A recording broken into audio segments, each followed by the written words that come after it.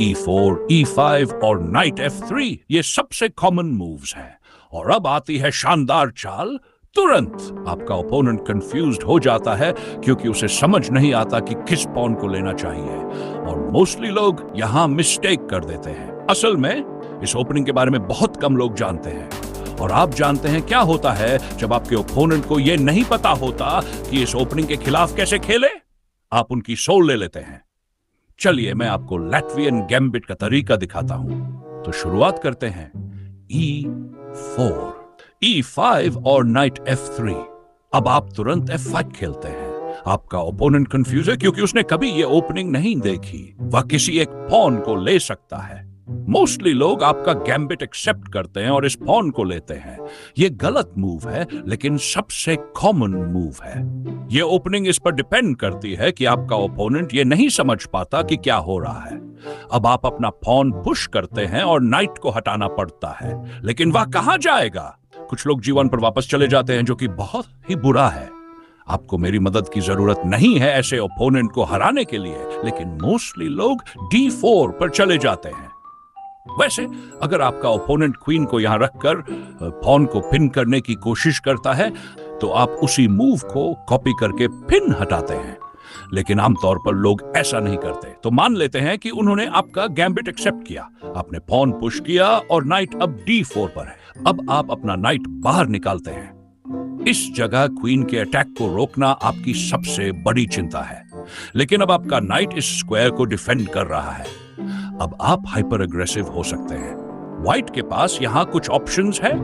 सबसे common move है D3 से। आपकी स्ट्रेटजी सिंपल है, अग्रेसिव खेले, C5 पुश करे, नाइट पीछे हटता है। अब देखते हैं टाइम क्या हो रहा है। ओ या, अब अग्रेसिव बनने का समय है। सेंटर पॉन लाइट पॉन वापस लेता है। अब आप क्या अग्रेसिव मूव कर सकते हैं? सेंटर पॉन फिर से पुश करें, बिशप और नाइट को फोक करने की धमकी देते हुए, और साथ ही आपका बिशप अब इस पॉन पर अटैक कर रहा है। सिर्फ 7 मूव्स में बोर्ड पूरी तरह मैस हो चुका है, टैक्टिकल प्रॉब्लम से भरा हुआ। और यही इस ओपनिंग का मकसद है। आप और आपका ओपोनेंट दोनों को ठीक से नहीं पता कि हो क्या रहा है, तो बस अग्रेसिव मूव्स बनाते रहें और बेहतर प्लेयर जीतेगा, ना कि वो जिसने नॉर्मल ओपनिंग्स की लाइंस रट रखी है। अगर आपका ओपोनेंट वही एग्जैक्ट मूव्स नहीं खेलता जो हमने डिस्कस किए, तो मैं आपको दिखाता हूं कैसे जीतना है। मान लीजिए कि आपका ओपोनेंट आपके गैम्बिट को एक्सेप्ट करता है और आप पॉन पुश करते हैं। अब वो नाइट को E5 पर लाता है। आपको बेसिकली वही प्लान फॉलो करना है। इस स्क्वायर को डिफेंड करने के लिए यहां नाइट रखें ताकि क्वीन से चेक न मिल सके। वो कोई रैंडम मूव करता है। और अब आपके लिए एक टैक्टिकल आइडिया है, नाइट पर अटैक करें और साथ में पॉन पर भी। अब नाइट पीछे हटता है और आप पॉन कैप्चर कर लेते हैं। वही सिचुएशन, आपके पास एक डोमिनेंट पोजीशन है और सिर्फ 6 मूव्स में बोर्ड पूरी तरह डिसरप्ट हो चुका है। ब्लैक के लिए यह बहुत बड़ी अचीवमेंट है। ट्रेडिशनल ओपनिंग से अलग ये टैक्टिकल गेम खेलने का मजा है। अब मान लेते हैं कि आपका ओपोनेंट बहुत स्मार्ट है और गैम्बिट एक्सेप्ट नहीं करता। मेन लाइन है नाइट टेक C5। अब आपके पास 3 ऑप्शंस हैं, लेकिन मैं सिर्फ बेस्ट ऑप्शन दिखाऊंगा। इस अनोइंग नाइट को हटाने के लिए क्वीन F6 खेले। अब कुछ लो लेवल ओपोनेंट्स को यह टेम्पटिंग लगेगा कि वो चेक दें, लेकिन यह सिर्फ 0.1 सेकंड के लिए खतरनाक लगता है। और असल में यह ब्लंडर है, क्योंकि आप पॉन पुश करते हैं और एक साथ क्वीन और नाइट पर अटैक करते हैं। मान लेते हैं कि आप ओपोनेंट स्मार्ट है और ब्लंडर नहीं करता, तो वो नाइट को D4 से डिफेंड करता है, D4 खेलता है। अब भी वो आपके हाफ में है, जो कि प्रॉब्लम है। आप D6 पुश करते हैं और नाइट को आखिरकार हटना पड़ता है। अब आप E4 कैप्चर करते हैं, कंग्रेचुलेशंस, अब आप सेंटर डोमिनेट कर रहे हैं। गेम अभी जीता नहीं है, लेकिन आप मिडिल गेम तक एक स्ट्रांग पोजीशन में पहुंच चुके हैं। अब मैं आपको एक एग्जाम्पल गेम दिखाता हूं। नॉर्मल मूव्स होती है, व्हाइट गैम्बिट एक्सेप्ट करता है, ब्लैक पॉन पुश करता है, नाइट D4 पर जाता है। और याद है कि आपकी अगली मूव क्या है?